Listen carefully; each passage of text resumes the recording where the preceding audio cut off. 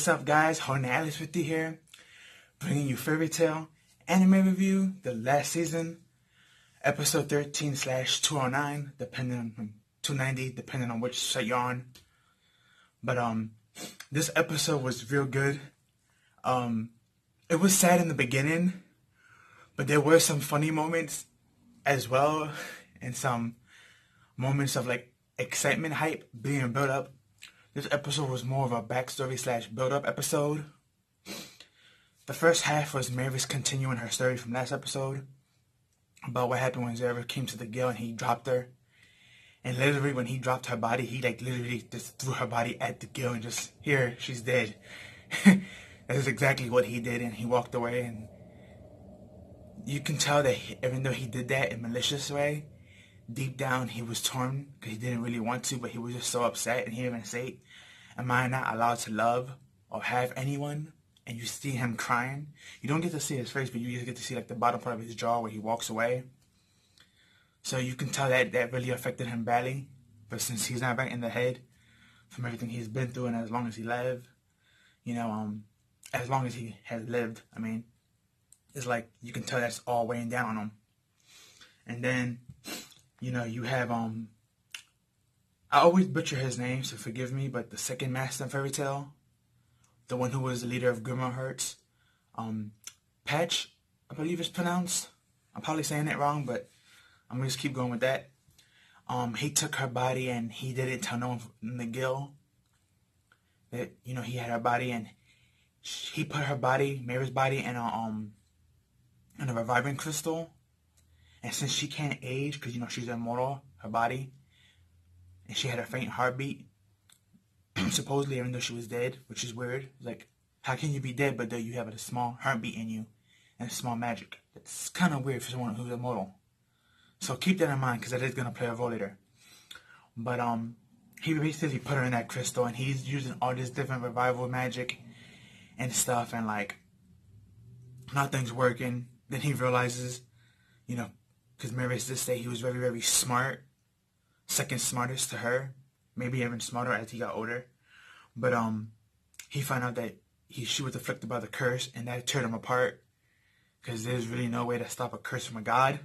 He's human. And at the end of the day, no matter how powerful he is and how smart, he's human. That's a god curse. So it's like he's nowhere in that same playing field of, try to like balance out a god's curse and fix it with human magic / medicine. So that really tore him apart. Then he finally told people that Mavis is dead, and they built a graveyard where her homeland is at, in Tindra Island. But nobody knew that the graveyard was empty, because only he knew where the body was really at, and that was basically back in the guild hall underground. And at this point, Makora's dad was already dead. They ain't say what he died from. I'm assuming his old age, but both the manga and the anime never stated why he died. They just said he's died in the year 700, so he either died of old age or disease, but either way, he's dead at that time. And he just keeps practicing and practicing the magic. And then she told them that Fairy Heart, which isn't considered her body, is basically the same thing as the weapon that the council had, the Ether Blast. That's technically what it is, but a better version, because hers is infinite. And that's why Zara wants to invade Ishgard to take her crystal, which has her body, which has that infinite magic in it. And everyone got freaked out. Then Happy brought up a good point, which is weird because this is Happy, but he brought up a point saying, if we have a weapon this powerful, how come we ain't use it to make them all go boom boom and go away? Actor Logia, Seraph, the Everest Empire. And then the master was like, Happy, that's actually a good question. I was actually considering doing it myself to stop the faces a couple years back. But then he told him why he didn't activate it. The fear of what happened if he activates it and it never shuts off. What happened if this ether blast of uncontrollable power and that's infinite just keep on going? If that's the case, there won't be a word after a couple of years. The world's going to be completely annihilated. Everybody be dead. GG, game over. End the story. So, of course, they're not going to end the story off like that. So, he was scared to use it for that reason. And then everyone realized why, he ain't use it. And everyone happy was like all sad and like depressed, like, oh wow. But that's basically the gist of it. And, Godzilla brought up a good point, which is funny because everyone looked at him like, what? And he got mad. But he was like, you don't have to apologize for falling in love. It's not a sin or a crime.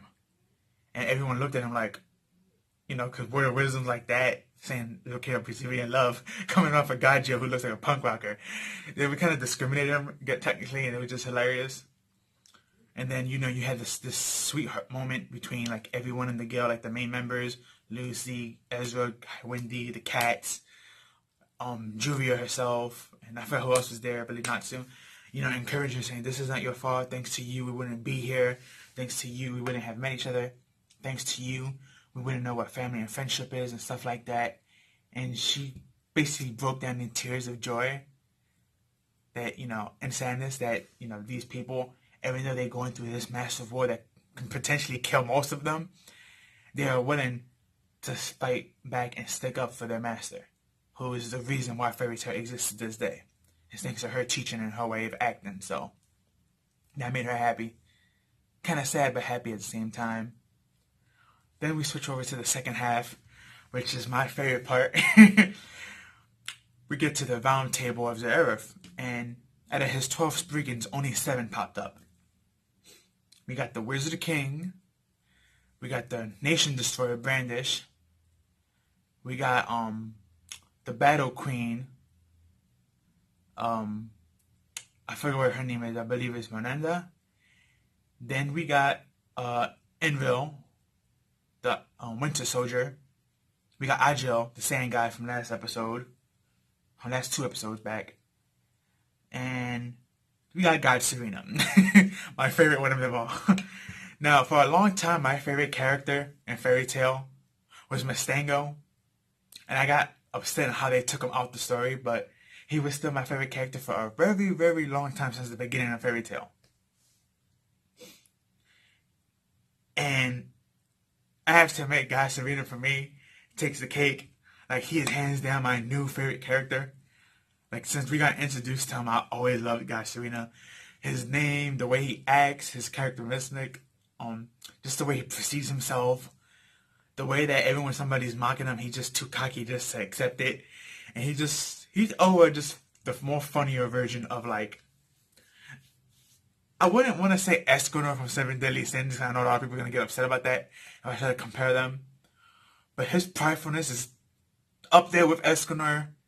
And just, Escanor is prideful in a manly way when he's more prideful in a jokative way, so. But I love Guy Serena. He was just awesome doing all the poses and stuff. And the way he was just saying, oh, I wouldn't feel no pain if you just saw my homeland. And it was just hilarious. His interactions. Even Ajo was like, this is their strongest mage. I can instantly go over there and wipe them out easily.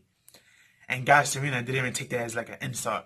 He just laughed it off and just started posing again. And it was like, and every time he posed, it's like this magical light just beaming down on him. So it's funny but weird at the same time. But yeah, their battle plan is basically to get their full force to surround Ishgard and just go for a full assault attack. No hold back, no mercy, no nothing. They're just gonna go all in from every side. And it's funny because while they're discussing this plan, Zeref to his people, Mavis is already predicting what he's gonna do, and she's saying that the same thing as he's saying to the Fairytail wizards. So we had this cool moment where it was like the screen was split. We see Zeref talking to his people, then we see Mary saying the same thing to Fairytail. As smart as she is and as much as she knows him, she could predict them well. And we also had this epic moment where Natsu was showing his hand, the one that he has wrapped up in bandage, or I believe it's his right hand. And he told him, I have a way to beat Zeref with his hand, so don't worry guys, I got him. And it's funny because nobody's questioning Natsu. People just ask, okay, what it is, and he was like, I can't tell you, it's a secret. So they get mad at him. But nobody in the guild is like really saying, you sure Natsu you can do this? It's like everyone believes in him. Even Luxus and like Ezra are nodding their heads to each other and saying, yeah, we agree. Yeah, that's Natsu for you. And it's like, nobody has logic. Like, if somebody tells you they have a weapon to take down a god or someone immortal, that's something important. You will want to know that information. Like, how the heck did you get this? And what is it? But the fact that they have so much church in Nasu, it's kind of amazing to have friends like that. But at the same time, it's like I can understand why a lot of people would be like, skeptical about that type of situation, because it has been kind of hard to believe at the same time. So depending on which side of the fence you might take it, some people might say that's a cool scene. Some people might actually hate that scene. So, and there's gonna be plenty of Fairy Tail haters forever. So, as long as Ever Mashima keeps writing. So, but whether you love or hate Fairy Tail, the fact is it's got its seasons out. It got its movies. It's doing its rating. It's making its money. It's doing what an anime is supposed to be doing. So, hate it or love it, better or worse, Fairy Tail is up there in the top 20 charts, no matter how much you hate it or not. But yeah, this is all for this review. Episode 13/290. Great episode. Like I said, it was a build-up / backstory review. But it was really good episode. Loved it a lot. Tell me your thoughts in the comments down below. Tell me what you thought of this episode and what you wanted to see. And hopefully, and that epic cliffhanger of Actor Logia becoming human to dragon, things are going to pop off real cool next episode. That I can guarantee you.